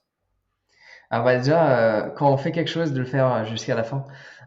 Quand je vais par exemple faire une session de vidéo, alors moi déjà j'ai cet avantage que j'ai, mais c'est un avantage que j'ai créé. Pour mettre les choses dans le contexte, les vidéos que je fais sur YouTube, parce que les autres vidéos que les gens peuvent voir ailleurs, c'est les vidéos YouTube en original qui sont cutées pour qu'elles soient plus courtes sur les autres réseaux. Ouais, Mais donc, du coup, ces vidéos-là, quand moi j'ai commencé, il y a du coup 4 ans, pour faire une vidéo de 5 minutes, j'écrivais un sujet qui me prenait entre 1 heure et 2 heures. Je recommençais cette même ouais, vidéo pendant genre 20 fois. Et là, j'avais enfin ma vidéo où j'étais content, qui durait 5 minutes sans coupage. Avec le temps et l'expérience, maintenant, je fais une vidéo en one shot. J'ai même pas de sujet. Donc j'ai ouais, des idées qui sont dans mon téléphone. Parfois, je regarde les vidéos des gens et enfin, je regarde pas les vidéos, je regarde les titres des gens. Donc je regarde ouais, comment être ceci. Je regarde ce que les gens font, ce que les gens font, pardon. Et je fais glisser. Là, je vois un titre et ça m'inspire. Et là, je fais la vidéo.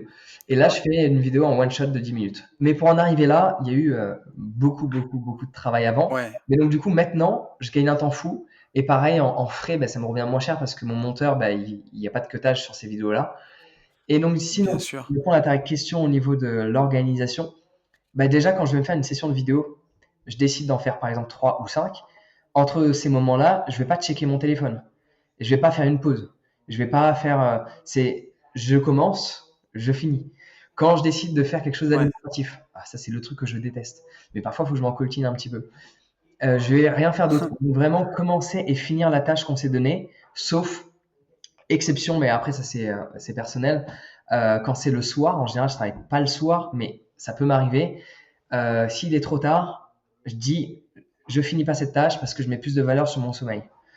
Euh, ouais, et bien dormir aide à être productif. Donc déjà, parfois, l'organisation commence la veille. Faire en sorte de bien c'est dormir, sûr. parce que si on est fatigué, le cerveau fonctionne pas de la même manière et on est moins productif. Mm. Donc pour simplifier, faire une chose de A à Z et à chaque fois compartimenter son temps.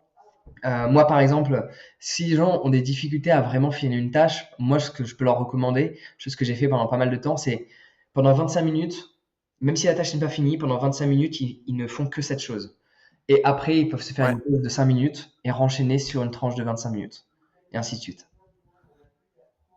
bien. Ouais, mais c'est très intéressant. Est-ce que tu travailles tous les jours aujourd'hui ou tu arrives à, tu un peu tous les jours ou tu prends des week-ends ou comment ça fonctionne pour toi? Alors, il y a beaucoup de changements parce que maintenant, j'ai un travail que j'adore, c'est m'occuper du potager. Donc, si je le compte dans le travail, je travaille tous les jours. Si je Ouais, compte le fait d'aller faire de la déco, travailler la terre, etc., bon, bah, je travaille tous les jours. Mais moi, je ne le considère pas vraiment comme un travail non plus. Euh, ouais, donc, j'aurais tendance à dire que je travaille tous les jours, dans tous les cas, mais pas forcément toute la journée. Ça veut dire que je vais juste travailler à un moment donné 2 heures le matin, ouais, le samedi. Depuis que durant longtemps, j'ai travaillé que avec des freelances, donc des gens Ouais, indépendants du coup. Maintenant, j'ai des salariés. Et donc, depuis que j'ai des salariés, bah, je fais en sorte j'ai envie d'avoir des week-ends aussi. Et donc, du ouais, coup, je fais de mon mieux pour. Déjà, je ne travaille plus le soir, sauf exception. Chose qu'avant je faisais. Maintenant, à 17h, je ouais, fais en sorte d'avoir des horaires de bureau. Bon, j'ai tendance à glisser un petit peu, mais je fais en sorte à 17-18h d'arrêter de travailler et le week-end de quasiment plus travailler. Par contre, je d'accord, suis pas arrivé là. Comme ça, j'en suis arrivé là à travailler tous les jours 8h, 8h, quoi. bien sûr. Là, Parce que tu vois, bah, faut le redire quand même, tu vois. Si je pas. ouais, non, non, mais ouais, exactement. Et justement, tu vois, ça m'amène une autre question parce que maintenant tu as des salariés. J'allais te poser la question si dans ta vie tu as eu des dilemmes où tu aurais pu gagner plus d'argent, mais en revanche, tu aurais perdu de la liberté. Et justement, bah, avoir des salariés, une équipe, est-ce que tu perds pas un petit peu en liberté? Voilà, est-ce que tu as eu des dilemmes de ce genre? Alors, tu gagnes en prise de tête d'avoir plus de salariés. C'est pas un bon gain, mais enfin, c'est plus de prise de tête parce que avec un freelance, déjà, alors, moi, les personnes avec qui je travaille, qu'elles soient salariées ou freelance, dans tous les cas, pour moi, on travaille ensemble. Elles travaillent avec moi, elles travaillent pas pour moi. Ouais, Donc ça, c'est une bien notion, sûr. vu que pendant des années, j'ai eu que des freelances. Voilà, il y a cette relation d'équipe. C'est pas patron-employé. Enfin, il y a pas cette Oui, dynamique-là que je supporte pas. Donc, sauf que au niveau administratif, un salarié, c'est beaucoup plus prise de tête qu'un freelance. Un freelance, ça va pas, bon, c'est ouais. fini, papier, enfin, voilà. Avec un salarié, c'est beaucoup plus complexe. Euh, Ouais, Après, honnêtement, cette notion de perte de liberté avec des salariés, elle est plus psychologique qu'autre chose. Et encore, en fait, ça dépend de comment les choses s'organisent. Alors moi, j'ai pas de bureau, donc mes salariés travaillent à ouais, distance, en télétravail, hors Covid également. Donc, ouais. à partir du moment où les gens sont vraiment autonomes et tout se passe bien, il n'y a pas de prise de tête. La personne Oui, a fait ses horaires, etc. Et un freelance, c'est pareil, sauf que lui, le freelance, Damien, par exemple, lui, il travaille même tard le soir, alors que l'employé ne va pas travailler tard le soir. Donc, la seule perte de ouais, liberté qu'on pourrait voir, c'est si il n'y avait pas cette relation de confiance avec des salariés et que je devais absolument être là à 9 heures du matin, chose qui n'est pas le cas. ouais, Je peux très bien, en ouais, général, tout à j'aime fait. bien commencer tôt, hein. Quand je travaille le matin, j'aime bien commencer à 8h30. Mais sinon, je peux très bien, ça m'arrive quand je vais à Paris, je me couche plus tard, voilà. Bon, je commence plus à 10-11 heures. Et donc du coup, voilà, j'ai pas besoin d'être là à l'heure à fliquer les gens parce qu'il y a eu une relation de confiance. Donc à partir du moment où il y a la relation de confiance, Ouais, on n'est pas dans cette perte de liberté.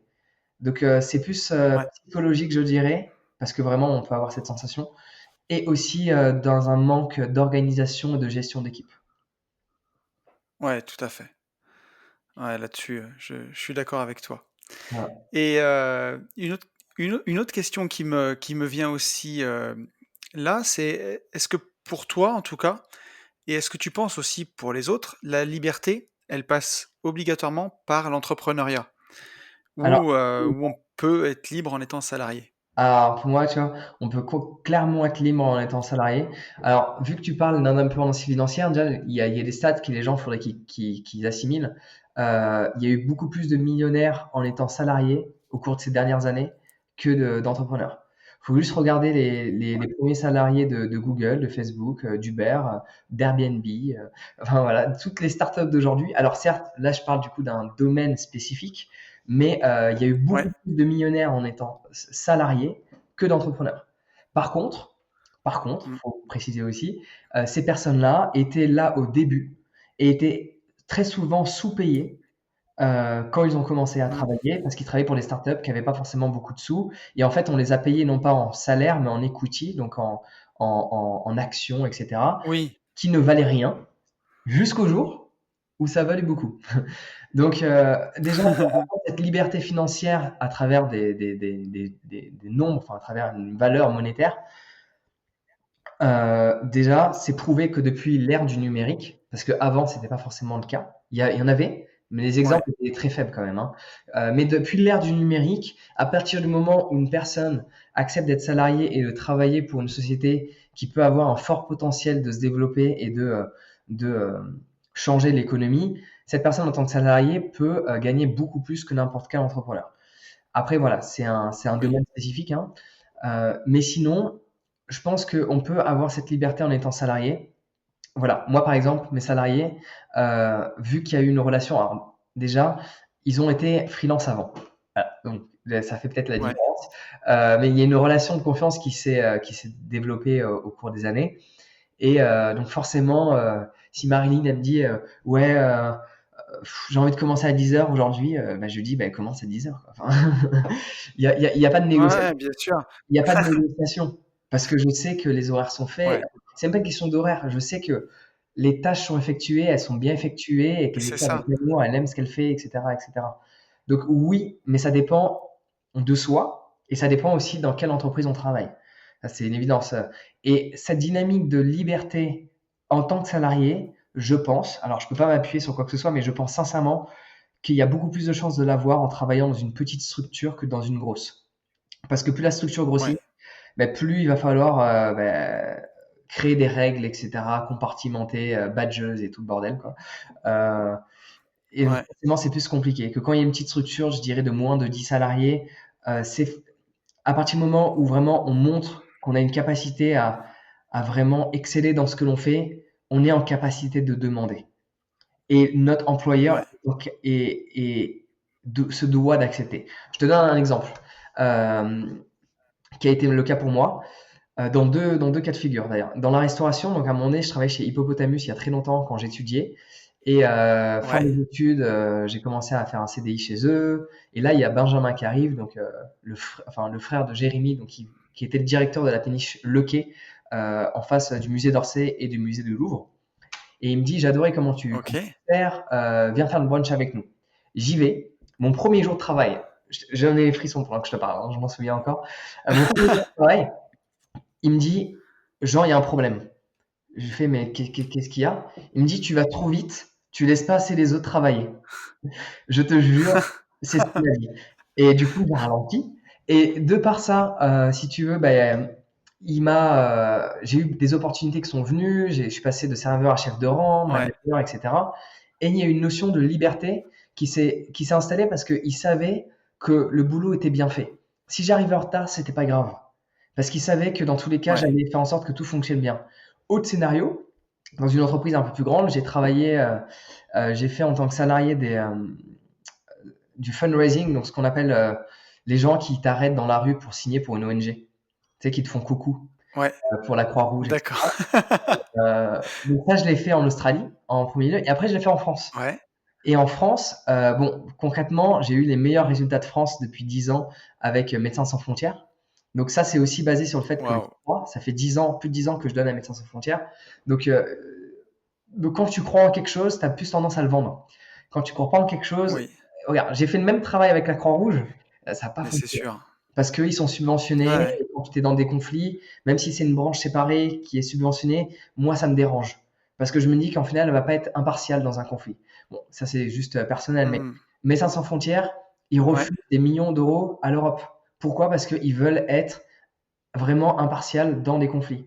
Et donc, du coup, moi, j'aime vraiment ouais, cet assaut. Et du coup, en travaillant au nom, donc pas directement avec Médecins sans frontières, mais via des sociétés qui travaillent pour elles, pour récupérer des fonds, ouais, j'arrivais littéralement parfois 2 heures en retard et je demandais à ma manageuse de partir 2 heures plus tôt et elle me disait oui.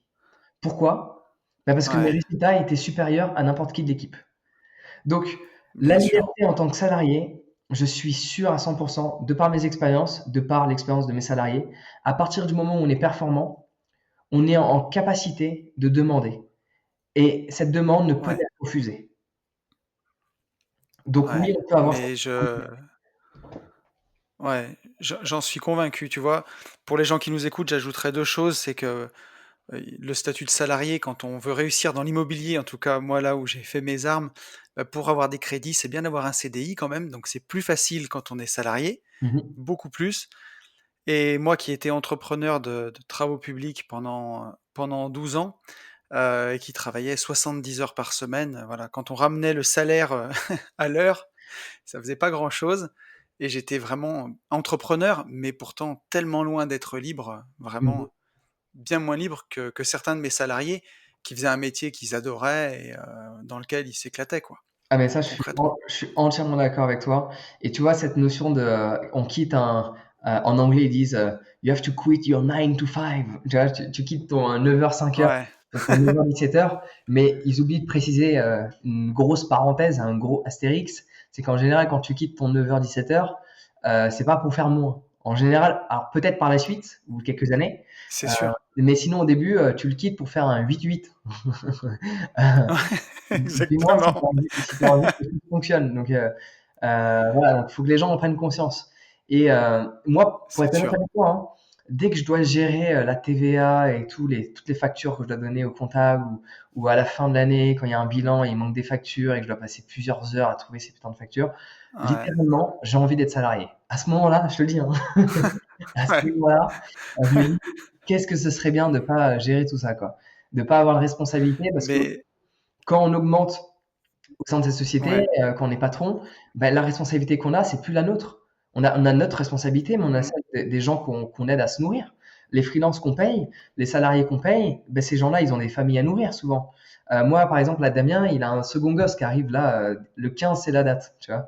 Heu, voilà, quand tu travailles Ouais, avec cette personne-là, si toi, ça fonctionne moins bien ce que tu fais, tu vas impacter des gens que tu aimes, avec lesquels tu travailles depuis X nombre d'années, et ça peut les mettre dans une situation difficile. Donc ta responsabilité en tant qu'individu grandit au-delà de toi, au-delà de ta bien propre sûr. responsabilité aussi. Ah, mais c'est une certitude. Et pour ce que tu disais tout à l'heure, je pense qu'il y a aussi le fait de moi aujourd'hui, maintenant que je fais quelque chose que j'aime, tous les jours je fais ce que j'aime, bah, quand il arrive la compta justement, la TVA et ce dont tu parlais, et que je dois y passer une matinée de temps en temps, il y a tellement pas de valeur ajoutée dans ce que je fais, que c'est ça que je déteste le plus en fait, d'avoir l'impression de faire quelque chose qui n'a aucune valeur ajoutée. Ça, Mmh. c'est difficile. Ouais, entièrement Quand d'accord. Parce que c'est des trucs, enfin moi dans ma tête, concrètement, je me dis: «Comment je fais pour l'automatiser ce truc?» Avoir un robot qui aille chercher mes factures.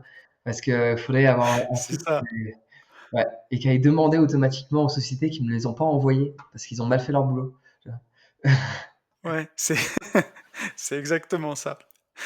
Alors j'ai encore quelques petites questions justement. Je voulais, pour terminer sur un peu sur la liberté, savoir le moment de ta vie où tu as eu un déclic, où tu t'es senti le plus libre. Si je peux te donner, tu vois, un petit exemple pour t'aiguiller.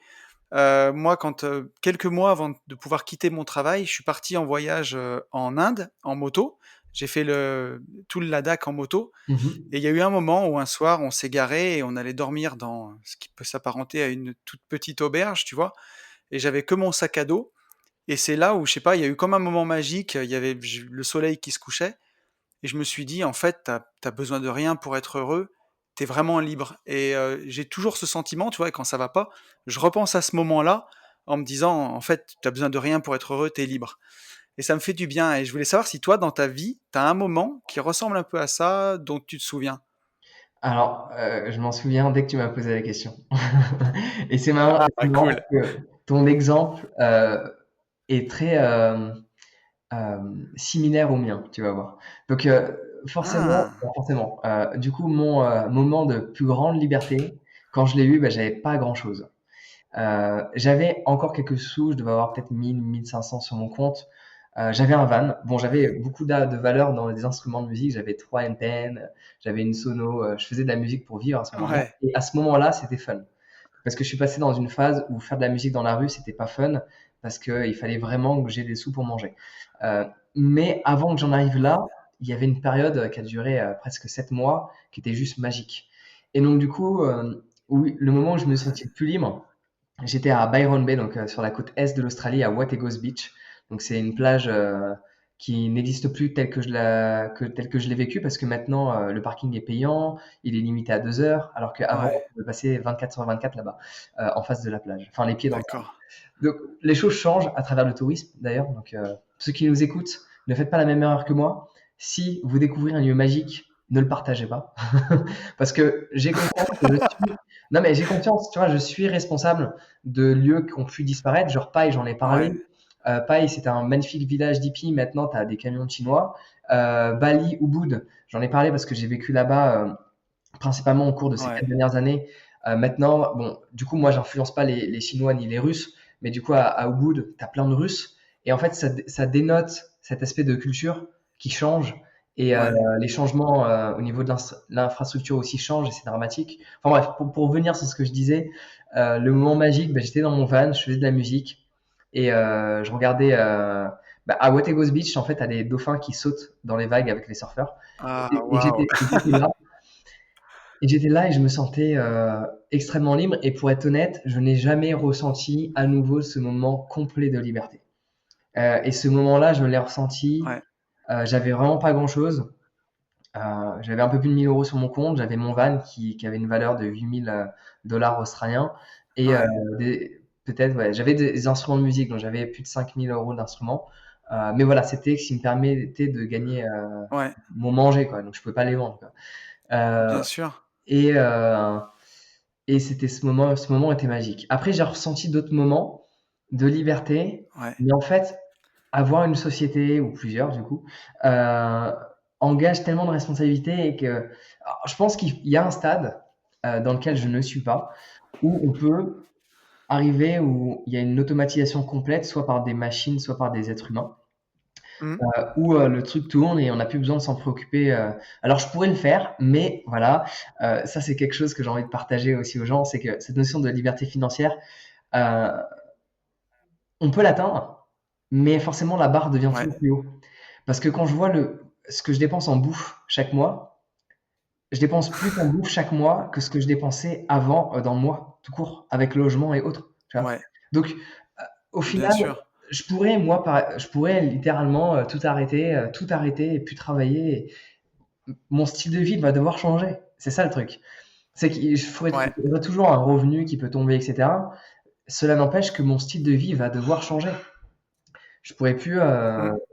fonctionner tel que je fonctionne. Quand je voyage déjà, je voyagerai plus de la même manière. Il va Bien falloir sûr. s'adapter. Donc cette notion de liberté financière, faut vraiment aussi mettre des pincettes dessus dans le sens où à partir du moment où on s'adapte toujours à notre niveau de vie qui augmente, je pense que cette Ouais. notion de liberté financière restera toujours une illusion. Il faut arriver à un stade où se dire ça me suffit, tu vois. Mais Ouais. vraiment pas de se dire en mode je dois me le dire. C'est vraiment de le ressentir. Moi par exemple là le potager, je le fais pas pour faire des économies, hein. J'ai pas besoin de faire un potager pour faire des économies quand je vais à la Biocop, quoi. Bien sûr. Mais je le fais parce que c'est un plaisir.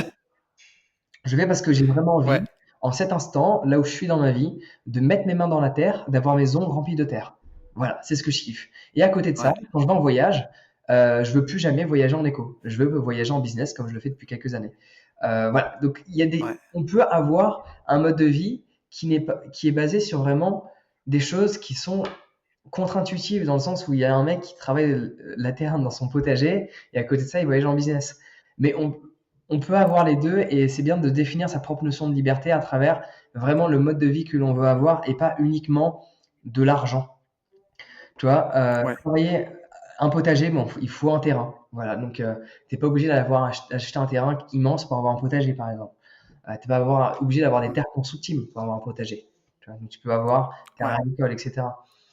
Euh, mais voilà, donc du coup, cette liberté financière, faut vraiment faire attention.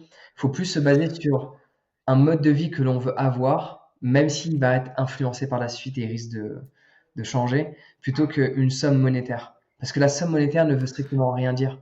Ça dépend du style de vie qu'on veut. Est-ce qu'on veut voyager toutes les semaines? Mais Est-ce qu'on veut voyager une fois par mmh. an?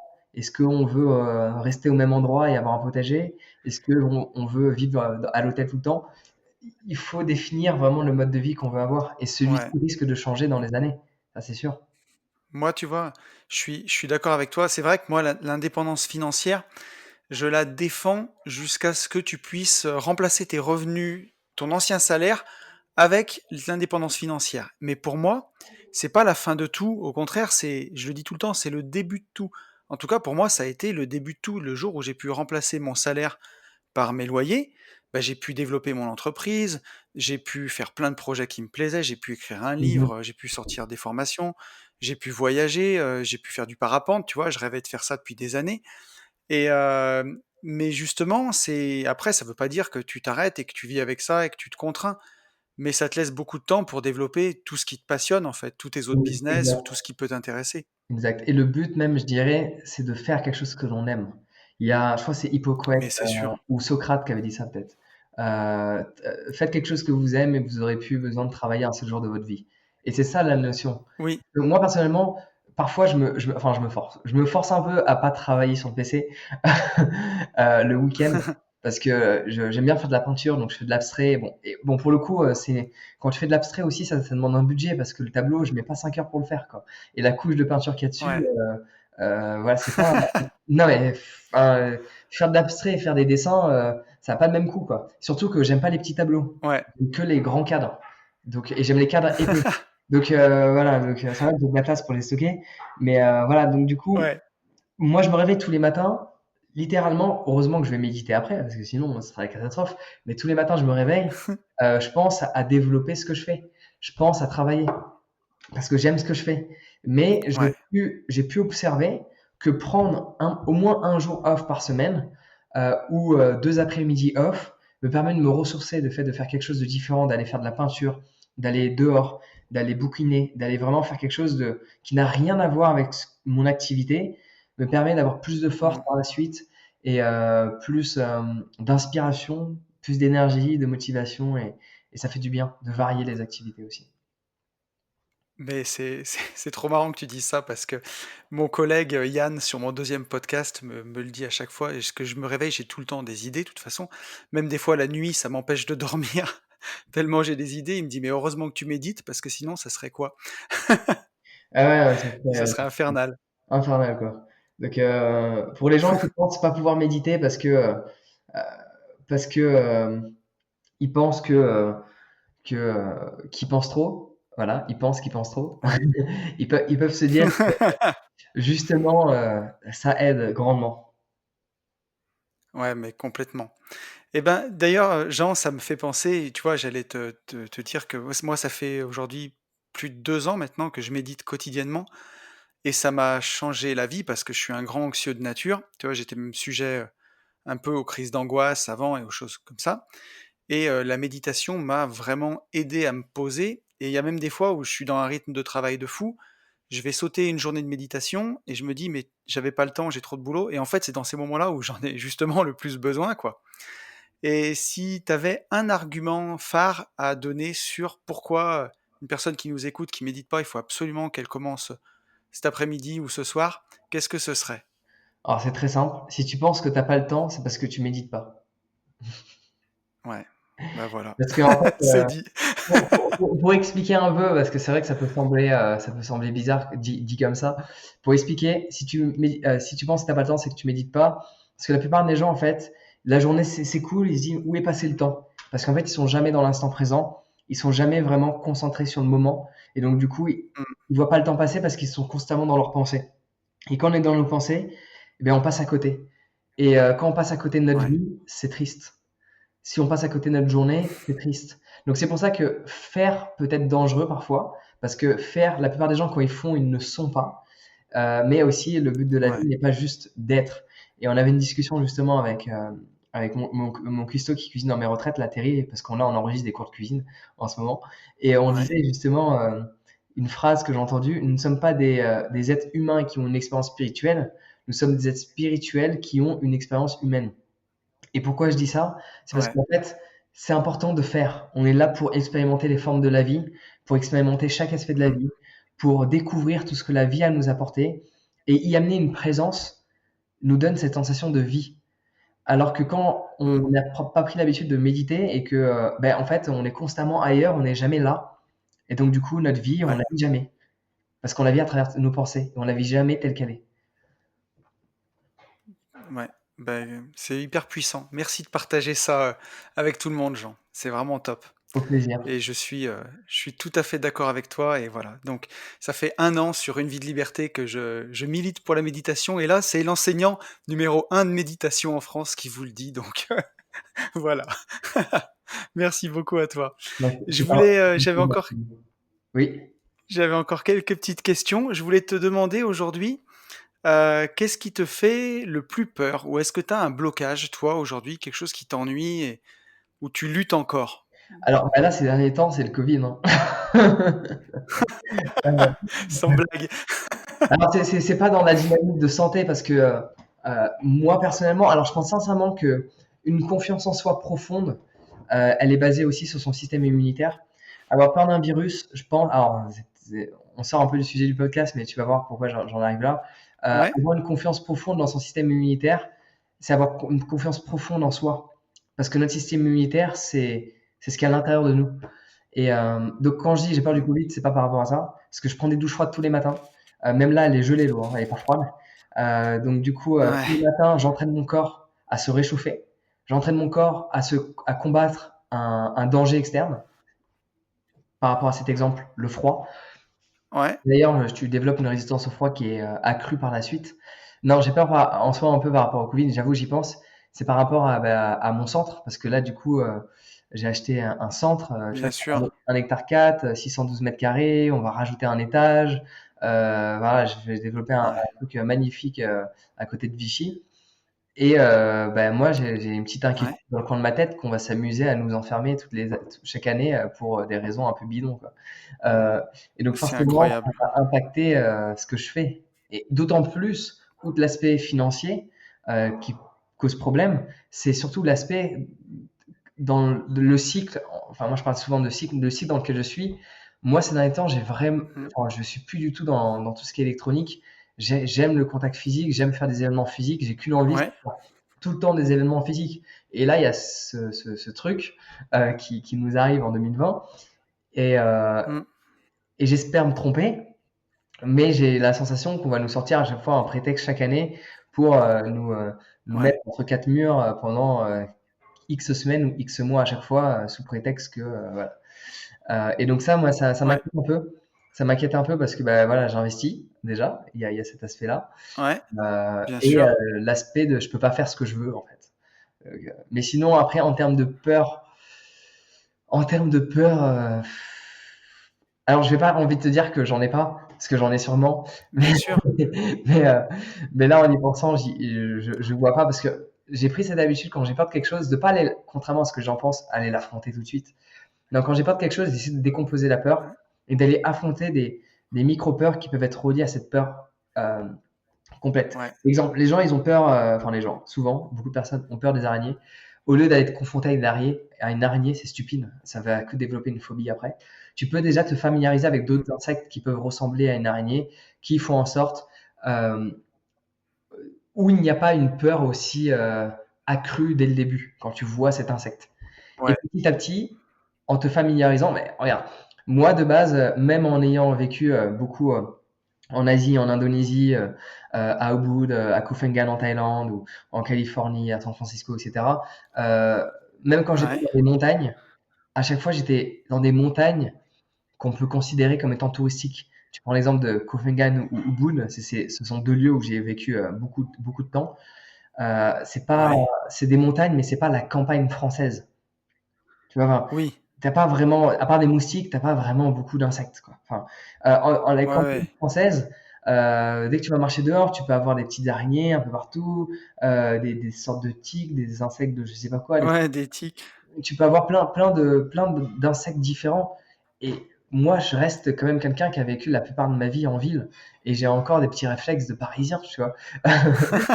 Mais, mais voilà, je m'y habitue. Je m'y habitue progressivement à chaque fois.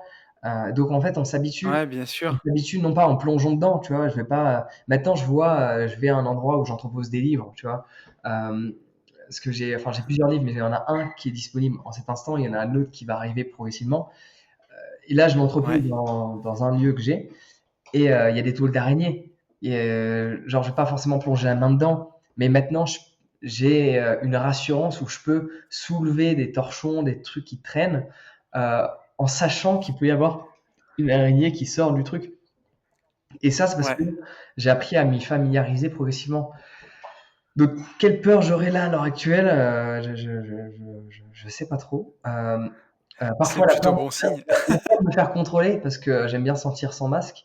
Mais Ouais, euh, Mais honnêtement, là, c'est des trucs auxquels je pense.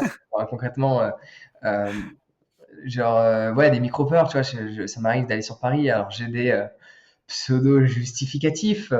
Je pense Hein? qu'on m'aurait mais bon, voilà, les peurs, là, en cet instant, elles sont reliées à la situation, dans le fait que je reste un Ouais, homme libre et je continue d'être un homme libre et de l'exprimer. Et forcément, je me mets dans des situations où je pourrais avoir des problèmes en exprimant cette liberté, surtout en ce moment, en 2020. Mais sinon, ouais. ces peurs-là de l'instant, je vois pas trop de quoi j'ai peur pour Mmh. l'instant.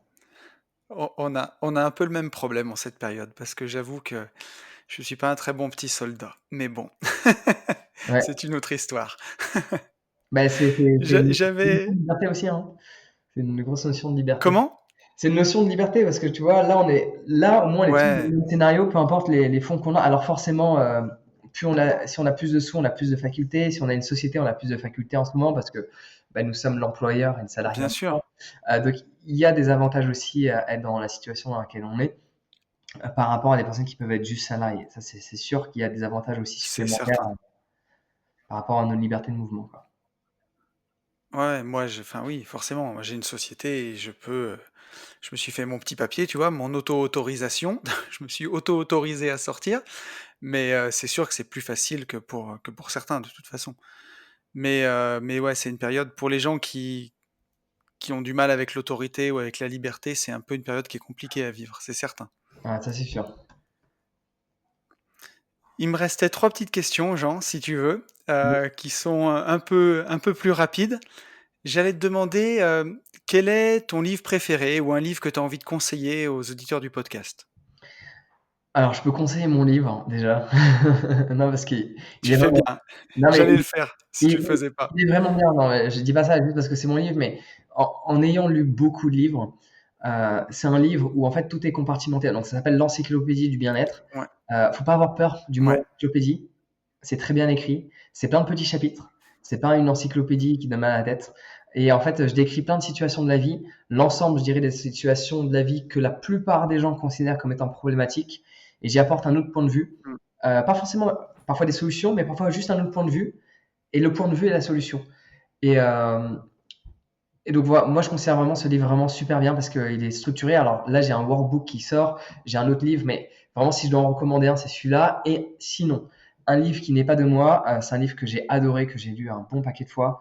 C'est Première et dernière ouais. liberté. Et donc c'est marrant parce qu'on parle de liberté. Première et Ah! dernière liberté de Krishnamurti. Donc Jiddu Krishnamurti, c'est un philosophe indien. Euh, qui a écrit enfin qui a écrit en soi la plupart des livres, c'est pas lui qui les a écrits, lui il parlait et on les a écrits pour lui. Mais voilà, D'accord. le livre que je préfère, c'est Première et dernière liberté de Krishnamurti. C'est le livre qui m'a le plus Ah, impacté. ça c'est intéressant. Bon, on note pour les auditeurs. Et moi je confirme ton livre, je l'ai, il est à côté de moi là.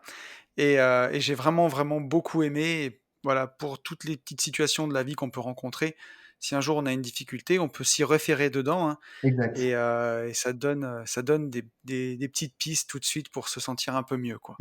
Et surtout Effectivement. il a été confectionné, et ça c'est un truc, je l'ai pas assez précisé, mais il a été confectionné pour les gens qui aiment pas lire.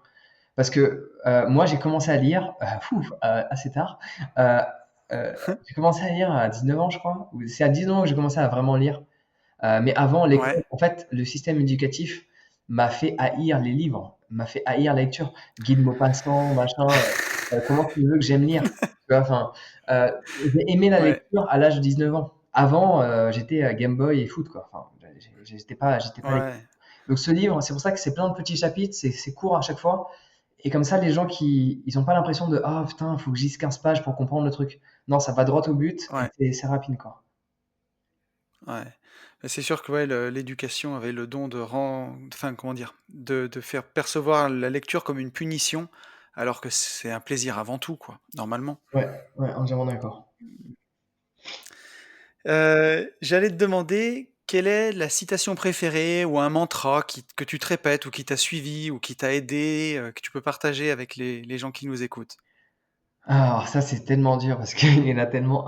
Je peux te dire, bon, je peux te dire celui qui m'a poussé alors, cette phrase, elle peut être utile pour plein d'aspects, mais je me dis, il y a une citation que j'ai découverte quand j'étais à Bali. au Yoga Barn, donc c'est le plus grand centre de yoga de Lille. Et vu que moi j'ouvre un centre de yoga en Ouais, temps, il y a une phrase qui s'appelle, alors je vais te la lire exactement pour pas la paraphraser, c'est de Mario Quintana. C'est une personne que je connais pas, c'est juste que sa citation elle a résonné avec moi. ouais. C'est la suivante. Don't waste your time chasing butterflies. Mend your garden and the butterflies will come. Donc ça signifie Ah oui, ne perds pas ton temps à aller trouver des papillons. ouais. Occupe-toi de ton jardin et les papillons viendront. C'est tellement beau et tellement puissant.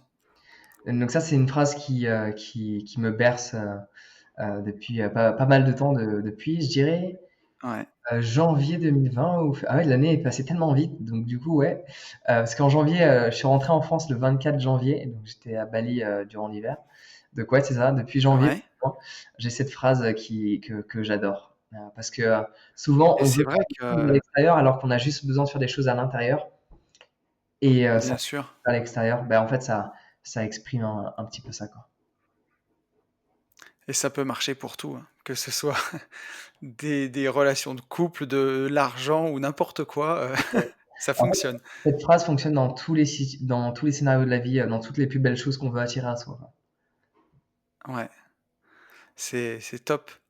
Et j'avais une dernière question, c'est s'il y a quelqu'un qui nous écoute, qui ose pas se lancer ou qui a le sentiment qu'il est en train de passer à côté de sa vie depuis trop longtemps, quel conseil tu lui donnerais là tout de suite pour qu'il passe à l'action? La vie est plus courte que ce que tu penses, c'est le moment de bouger tes fesses. Parce que le temps passe vite. Non, mais c'est vrai. Alors, il y a une phrase, alors Ouais, c'est mon interprétation, parce que forcément, je suis quasiment sûr que l'interprétation des textes originaux n'est pas du tout celle que j'exprime. Mais Bouddha a exprimé une phrase qui est le problème, c'est que tu penses que tu as le temps. Donc, il a pas, je suis mmh, quasiment sûr qu'il n'a pas exprimé dans la dynamique dont moi je l'interprète. Il a pu s'exprimer dans le sens où les gens, bah, du coup, ne vivent pas dans le moment et donc ils pensent avoir le temps, mais en bien fait, ils n'en sûr, ont pas parce qu'ils sont jamais dans l'instant. Mais moi, j'ai aimé l'interpréter d'une manière qu'on pense avoir le temps, mais regarde 2020. 2020, c'est l'exemple concret. mmh, Et encore, moi, j'ai voyagé. complètement. Je me dis, si t'as pas voyagé, 2020, Ouais, piouf, euh, voilà, on pense qu'on a le temps, mais au final, un événement, une chose, et ça passe très vite. Donc, si mais la personne qui c'est nous écoute a des difficultés à se lancer, déjà, c'est pas grave de tomber. Ok? Lance-toi, tombe, mais juste relève-toi. Et tombe encore et ouais, relève-toi. Et à partir du moment où tu apprécies ce que tu fais, tu apprécies vraiment le processus d'apprentissage de la vie, rien ne peut t'arrêter. Tu peux tomber un bon paquet de fois, tu finiras toujours par te relever. Et c'est ça qui va donner cette force. À chaque fois de te relever, tu en ressors plus fort. Donc moi, je dirais aux gens tout simplement, si tu as peur de te lancer, déjà, accepte de tomber parce que tu vas te relever. mmh, Et à force de te relever, tu vas avoir différentes solutions, tu vas apprendre différentes leçons et les choses vont évoluer considérablement. excellent. Bah, écoute, merci beaucoup à toi Jean. Pour tous nos auditeurs, où est-ce qu'ils peuvent te retrouver? Bah, je dirais sur YouTube, c'est là que tout a commencé. Ouais, Mais après, où ils veulent, dans l'aval, c'est un petit peu partout. Facebook, Instagram, je suis en train de me lancer sur TikTok aussi. Ma petite sœur est tellement quand je vois ma petite sœur qui passe son temps sur TikTok, je me suis dit, bon, allez, je vais partager deux, trois trucs, ça va faire en sorte qu'elle écoute des trucs un peu plus intéressants. c'est Euh, bien. Je pense qu'il y a besoin de relever le niveau. mais, mais voilà, sinon YouTube, c'est là que tout a commencé et il y a beaucoup de contenu intéressant et gratuit dessus. Bon, eh ben écoute, en tout cas, merci à toi infiniment, Jean, pour ce moment qu'on a passé ensemble et à très vite. Merci à toi. C'était un plaisir, merci Anthony. Et je vous retrouve. Voilà. Écoutez, j'espère que cette interview vous aura plu. Moi, j'ai retenu une phrase que j'ai trouvée magique. C'est ne passe pas ton temps à courir après les papillons. Prends soin de ton jardin et les papillons viendront tout seuls. C'est magique, voilà. À garder dans un coin de sa tête, ça répond à beaucoup, beaucoup de choses dans la vie. Juste cette petite phrase. Voilà, moi j'étais hyper flatté, hyper heureux, hyper touché de faire cette rencontre avec Jean. Ça, c'était vraiment chouette, voilà. des bons moments dans la vie. J'espère que ça s'est senti et que vous l'avez apprécié vous aussi. Voilà, écoutez, le podcast est suffisamment long, je ne vais pas continuer beaucoup plus. Je vous souhaite le meilleur, vraiment. Je vous souhaite de faire quelque chose qui vous plaît dans la vie, parce que c'est tellement, tellement important. Je vous souhaite de le faire de tout votre cœur et de le faire pas trop tard, parce que la vie, elle est bien plus courte que ce qu'on croit. Je vous souhaite vraiment le meilleur, et vous le savez, je vous souhaite par-dessus tout de vivre libre.